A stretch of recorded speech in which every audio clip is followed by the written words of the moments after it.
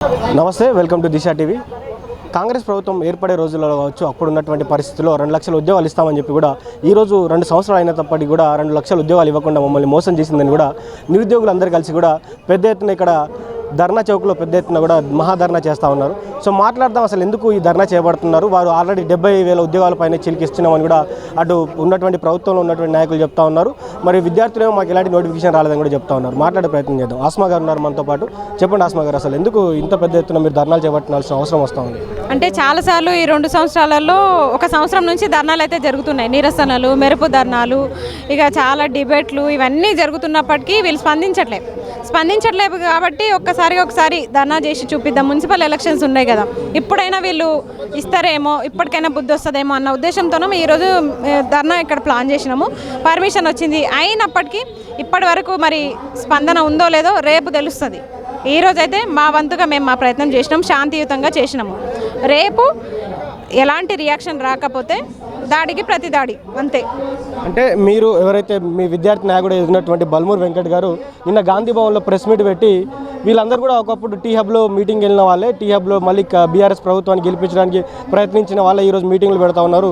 వారు నిరుద్యోగులకు సంబంధించినటువంటి ధర్నా చేయడానికి వారికి నైతిక హక్కు లేదని కూడా చెప్తా ఉన్నాడు. ఎట్లా చూస్తారు దీన్ని? టీ హబ్లో నేనైతే ఎప్పుడు వెళ్ళలేదు. అసలు మా నాయకుడు విద్యార్థి నాయకుడు అంటేనే బల్మూర్ అన్న. ఇప్పుడు కూడా ఆయననే అనుకుంటున్నాము. దయచేసి అన్న, మీరు ఒకరిద్దరిని అంటే ఓకే, కానీ అందరిని మాత్రం కలిపి టీ హబ్కి వెళ్ళిరు, బీఆర్ఎస్ ఉచ్చులో పడ్డారని మాత్రం మీరు అనకండి. మీరు first of all me high command ఉచ్చులో పడకండి, మీ రేవంత్ రెడ్డి ఉచ్చులో మీరు పడకండి. మీరు అప్పుడు ఎట్లా మా పక్షాన ఉన్నారో ఇప్పుడు కూడా మా పక్షాలే ఉండాలని చెప్పేసి నేను కోరుకుంటున్నాను. మీకు ప్రత్యేకంగా మా నిరుద్యోగులందరి తరపు నుంచి ఇప్పటికీ మీకు రిక్వెస్టే. ఎందుకంటే నిరుద్యోగుల తరపు నుంచి మొదట నుంచి ఫైట్ చేసి మా సైడ్ నిలబడ్డది, ప్రవళిక ఇష్యూలో అయినా, గ్రూప్ 1 ఇష్యూలో అయినా నిలబడ్డది బల్మూర్ అన్ననే. కేసు విషయంలో అయినా, ఏ విషయంలో అయినా చాలా సపోర్ట్ చేసిరు. అలాంటి వ్యక్తి ఈరోజు ఎమ్మెల్సీ రాగానే ఎందుకు మారిపోయారు, అది మేము అడుగుతున్నాం. అదేవిధంగా మనం చూసుకున్నట్లయితే ఏదైతే మీకు సంబంధించినటువంటి ఇప్పుడు పీసీకి సంబంధించినటువంటి అధ్యక్షుడు ఎవరైతే మన మహేష్ కుమార్ గౌడ్ ఉన్నారో, మహేష్ కుమార్ గౌడ్ రీసెంట్గా ఒక ఇంటర్వ్యూలో మాట్లాడుకుంటూ 77,000 ఉద్యోగాలు ఇచ్చినాం మేము కరాఖండిగా అని చెప్తా ఉన్నారు. దీన్ని ఎట్లా చూస్తారు? ఆయన అంటారు మేము ఏడాదిలోపు 2 లక్షల ఉద్యోగాలు అనలే, 5 సంవత్సరాలకు 2 లక్షల ఉద్యోగాలు అన్నారు. మరి ఏ బ్రాండ్ దాగి మాట్లాడుతారో అర్థమవుతలేదు నాకైతే.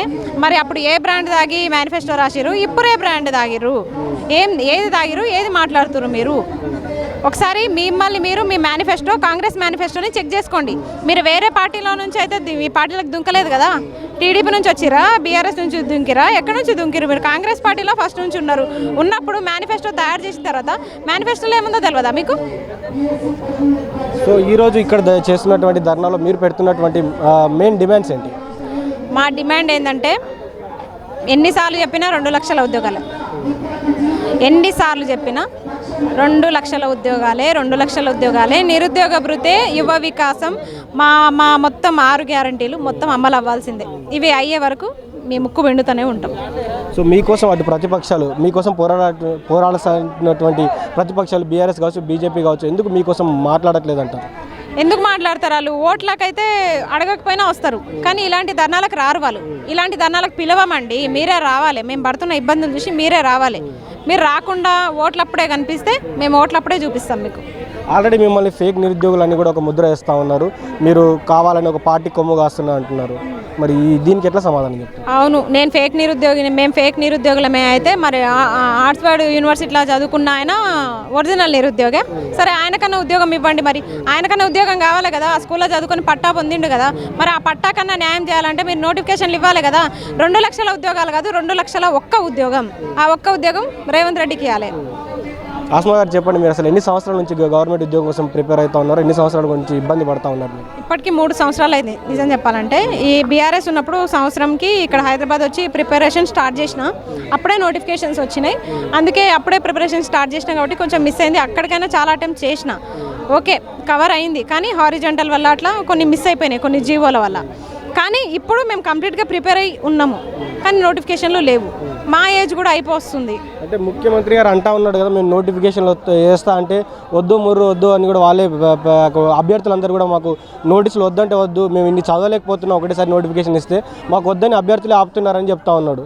ఇప్పుడు కూడా చెప్తున్నాము, నువ్వు మాకు సీఎం వద్దు. అప్పుడు ఎట్లా నోటిఫికేషన్లు ఆపిర్రో ఇప్పుడు కూడా మీ సీఎం పదవి నుంచి మీరు దిగిపోండి. మీరు కూడా వద్దు, మాకు మరి వద్దనే చెప్తున్నాం. అదేవిధంగా కొన్ని అంశాలు చూసుకున్నట్లయితే రిజర్వేషన్ అనేది మీకు చాలా పెద్ద ఇబ్బంది పెడతా ఉంది. మేము రిజర్వేషన్ల కోసమే ఉద్యోగ నోటిఫికేషన్లు ఆపినామని కూడా ప్రభుత్వంలో ఉన్నటువంటి వాళ్ళు చెప్తా ఉన్నారు. రిజర్వేషన్ల కోసమే ఆపుతున్నట్టయితే మీరు రిజర్వేషన్లు 33% ఉమెన్ రిజర్వేషన్ ఇంప్లిమెంట్ చేస్తున్నారా? మహిళల సాధికారత అన్నారు, రిజర్వేషన్ ఇంప్లిమెంట్ చేస్తున్నారా? రిజర్వేషన్లు ఓన్లీ ఉద్యోగాల్లోనేనా, రాజకీయాల్లో లేవా? అలాగే ఎందులో కూడా రిజర్వేషన్లు వర్తిస్తలేవా? ఎక్కడున్నాయి 33% రిజర్వేషన్ అమలు అవుతుందా? అలాగే మహిళలకి రావాల్సిన అన్ని హక్కులు వస్తున్నాయా? ఇంకా రిజర్వేషన్లు అంటే ప్రతి నోటిఫికేషన్లో రిజర్వేషన్లు అమలు అవుతున్నాయా? అమలు కానప్పుడు మరి మీరు ఈ కాలయాపన ఎన్ని రోజులు చేస్తారు? మరి ఒక టైం పెట్టుకొని ఒక వారం తీసుకుంటారా, నెల తీసుకొని కులగణనలు చేసేయండి, అన్ని కులాలకు కులగణనలు చేసేయండి. ఎవరు ఎంత శాతం ఉన్నారో తెలుస్తుంది కదా. మరి బీసీ కులగణన అన్నీ చేసేసి అప్పుడు చూపించండి. చివరిగా మీతోటి ఎవరైతే రాష్ట్రంలో ఉన్నటువంటి నిరుద్యోగులకు ఏం చెప్పదలుచుకున్నారు? రాష్ట్రంలో ఉన్న నిరుద్యోగులు ఇప్పటికైనా అలర్ట్ అయితే మంచిది. మేము చాలా 1,00,000 మంది దాకా ఎక్స్పెక్ట్ చేసినాము, కానీ తక్కువ వచ్చారు. కాబట్టి మీరు కదలలేని వారు ఇప్పటికైనా కదలండి. మీరు మాట్లాడాలనుకుంటే ఈ వేదికనే కాదు, సోషల్ మీడియా వేదికలు కూడా చాలా ఉన్నాయి. దయచేసి అందరు కూడా సోషల్ మీడియా వేదికని ఇప్పటి నుంచైనా ఉపయోగించాలని నేను కోరుకుంటున్నాను. ముందుగా ఇక్కడ విచ్చేసిన దిశ టీవీ మీడియాకి మరియు తెలంగాణ రాష్ట్ర నిరుద్యోగ మిత్రులందరికీ నా నమస్కారం. నేను మీ Akhil Nayak. This is my exact 1 year to state city central library, Chikkadpally, Hyderabad.